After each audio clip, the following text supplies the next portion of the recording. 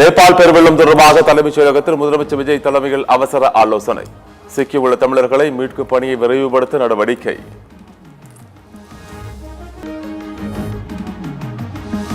நேபாள் பெருவெள்ளம் தொடர்பாக கவன ஈர்ப்பு தீர்மானம் கொண்டுவர எதிர்க்கட்சிகளுக்கு அனுமதி மறுத்ததால் அமளி.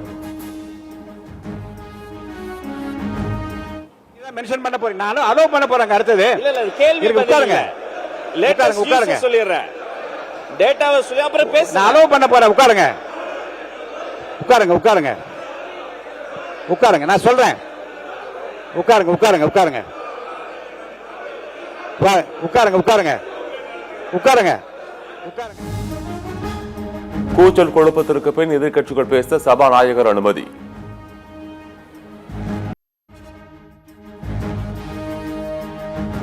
கேள்வி நேரத்தின் போது துறை சார்ந்த செயலர்கள் பேரவைக்கு வர வேண்டும் என எதிர்க்கட்சித் தலைவர் உதயநிதி வலியுறுத்தல். பேரவை நிகழ்வுகளை துறை செயலர்கள் அதிகாரிகள் வார் ரூமிலிருந்து குறிப்பாக எடுப்பதாக அமைச்சர் ஆதவ் அர்ஜுனா பதில்.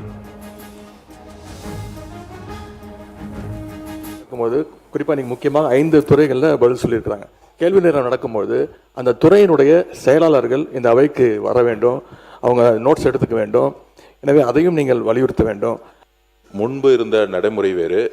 இப்போ சட்டமன்றம் லைவ்ல கொடுத்துட்டு இருக்கனால இங்க இருக்கக்கூடிய இங்க ஒரு வார் ரூம் கிரியேட் பண்ணியிருக்கோம். அனைத்து செயலாளர்களும் இங்க இருக்க பக்கத்து ரூம்ல வார் ரூம்ல தான் இருக்கிறாங்கிறத நாங்க பதிவு பண்றோம். நேபாள் பெருவெள்ளத்தில் 103 தமிழர்கள் சிக்கியுள்ளதாக அமைச்சர் ராஜ்மோகன் தகவல்.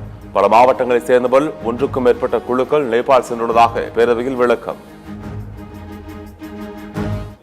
செய்தி இக்கட்டான நேரம், அதுல சில நம்பர்ஸ்லாம் மாறுது. 57 பேர்ல 100க்கும் அதிகமானவங்க, ஒரு பாலம் இல்ல நிறைய பாலம். அதனாலதான் அதை முன்னாடி சொல்லணும், மற்றபடி வேற எதுவும் இல்லை. 384 பயணிகள் காணாமல் போயுள்ளதாக தெரிய வருகிறது. இவர்கள்ல 291 பேர் வெளிநாட்டை சார்ந்தவர்கள் மற்றும் 93 பேர் நேபாள் நாட்டை சார்ந்தவங்க. நேபாள் பெருவெள்ளத்தில் சிக்கி மீட்கப்பட்டவர்களை காட்மாண்டு அழைத்து வர நடவடிக்கை. 34 பேரின் விவரங்கள் தெரியவில்லை என அமைச்சர் ராஜ்மோகன் தகவல். தமிழகம் முழுவதும் தேவையான இடங்களில் ரயில்வே மேம்பாலம் அமைக்கப்படும். ரிங் ரோடு பிரச்சனையும் கவனத்தில் கொள்ளப்படும் என அமைச்சர் ராஜு வர்துனா உறுதி. 234 பேர்ல 173 பேர் ஒவ்வொரு தொகுதியிலையும் என்னென்ன பிரச்சனைன்னு வரும்பொழுது அதிகமான பிரச்சனை இங்க இருக்கக்கூடிய சட்டமன்றங்கள் சொன்னது பாத்தீங்கன்னா இந்த ரயில்வே மேம்பாலம் பிரச்சனையும் ஒவ்வொரு மாவட்டத்திலும் இந்த ரிங் ரோடு பிரச்சனை அப்படிங்கிறத ஒரு பிரச்சனையை தான் அதிகமா சொல்லியிருக்காங்க. அதற்கான ஆய்வுகளையும் அதுக்கான டிபிஆர் ப்ராஜெக்ட் ஒர்க்கையும் உடனடியாக நாங்கள் மேற்கொள்ள ஆரம்பிச்சுங்கிறத பதிவு பண்றோம். செங்கல்பட்டு தாம்பரம் இடையே உயர்மட்ட பாலம் திட்டத்தின் அரசின் கவனத்தில் உள்ளது. சட்டப்பேரவையில் எடப்பாடி பழனிசாமி கேள்விக்கு அமைச்சர் ஆதவ் அர்ஜுனா பதில்.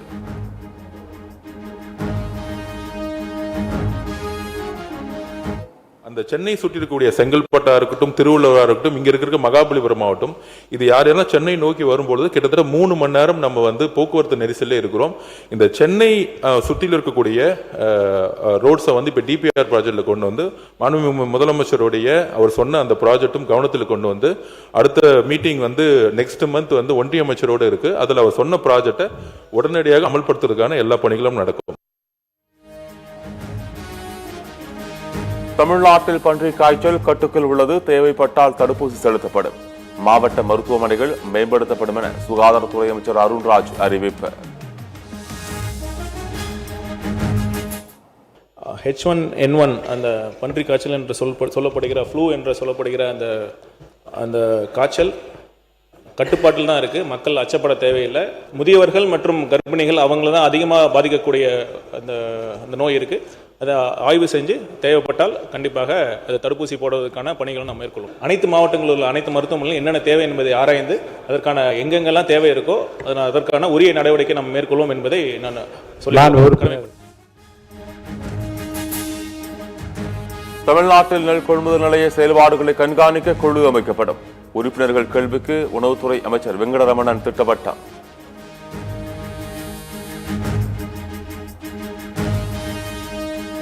தமிழ்நாட்டில் வெளிப்படையான முறையில் தேர்தல் நடைபெற்றது. தேர்தல் முறைகேடுகள் தொடர்பான புகார் குறித்து சட்ட ரீதியாக நடவடிக்கை எடுக்கப்படும் என இந்திய தலைமை தேர்தல் ஆணையர் ஞானேஷ்குமார் பேட்டி. நேபாளில் ஏற்பட்ட வெள்ளப்பெருக்கில் சிக்கி உயிரிழந்தோரின் எண்ணிக்கை 200ஆக உயர்வு. 1300க்கும் மேற்பட்டோர் மாயமாகி உள்ளதால் உயிரிழப்பு மேலும் அதிகரிக்கும் என அச்சம்.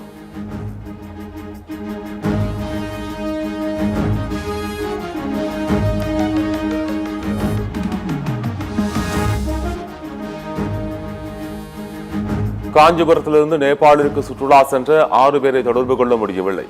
மாவட்ட ஆட்சியிடம் மாயமானவர்களின் உறவினர்கள் புகார் மனு.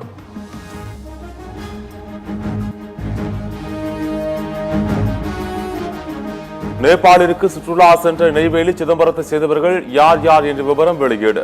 சிக்கியவர்களின் நிலை தெரியாமல் உறவினர்கள் கலக்கம்.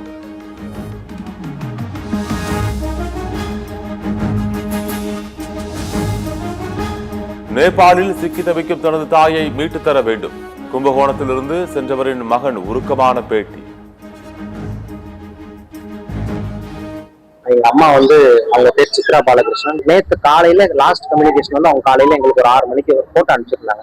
அதுக்கப்புறம் டிவில இந்த நியூஸ் வந்ததுக்கு அப்புறம் நாங்க திரும்ப சரி கான்டாக்ட் பண்ணலான்னு பார்த்தா போன் நாட் ரீச்சபிள் வருது. அவங்க கூட போனவங்க யார் நம்பரும் எங்களுக்கு ரீச் பண்ண முடியல. ஸோ கவர்மெண்ட், நம்ம தமிழ்நாடு கவர்மெண்ட் கொஞ்சம் புஷ் பண்ணி, சென்ட்ரல் கவர்மெண்ட்டையும் கொஞ்சம் இது பண்ணி கொஞ்சம் ஏதாவது ரெஸ்கியூ ஆபரேஷன்ஸ் கொஞ்சம் இமீடியட்டா எவ்வளவு ஃபாஸ்டா பண்ண முடியுமோ கொஞ்சம் பண்ணி அவங்களுக்கு கொஞ்சம் ஏதாவது இன்ஃபர்மேஷன் கிடைச்சா கொஞ்சம் இதா இருக்கும் சார். நேபாள் நாட்டிற்கு சுற்றுலா அனுப்பிய கும்பகோணத்தில் உள்ள சூப்பர் யாத்ரா டிராவல்ஸ் நிறுவனத்தில் குவியும் உறவினர்கள். அசம்பவம் ஏற்படாமல் இருக்க அலுவலகத்தில் போலீசார் குவிப்பு.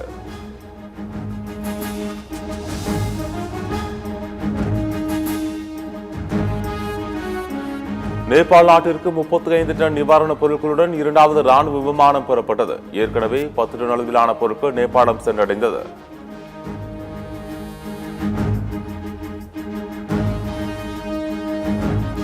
இந்தியா நேபாள் எல்லையான பீகார் மாநிலத்தில் உள்ள கண்டகி ஆற்றில் வெள்ளப்பெருக்கு இல்லை. நீர்மட்டத்தை தொடர்ந்து கண்காணித்து வருவதாக மாவட்ட நிர்வாகம் தகவல்.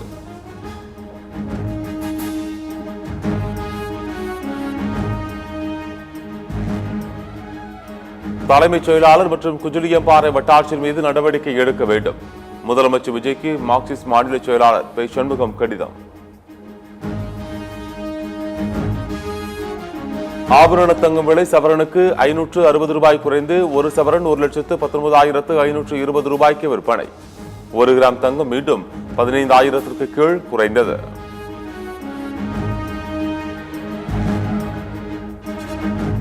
சேலம் மாவட்ட மேட்டூர் அணைக்கு நீர்வரத்து தொடர்ந்து சரிவு. இன்று மாலை அல்லது இரவுக்குள் அணையின் நீர்மட்டம் 90 அடியை எட்டும் என தகவல்.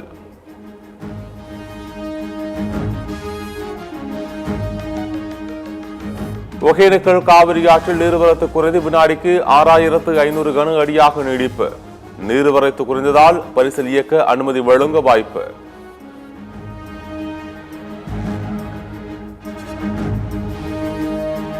சேலம் மாவட்டம் எடப்பாடி அருகே சாப்பிட்ட உணவிற்கு பணம் கேட்டதில் தகராறு. ஹோட்டல் உரிமையாளர் தொழிலாளர்கள் மீது கொலைவெறி தாக்குதல்.